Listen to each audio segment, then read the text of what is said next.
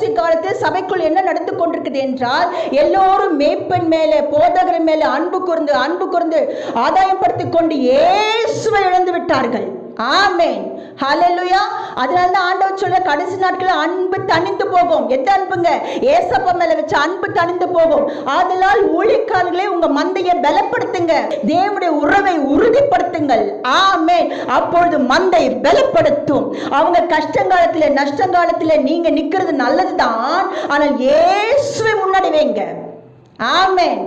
ஏசப்போடைய கிருபையை கொடுங்க, கிருபையை நாடு தேடுங்க.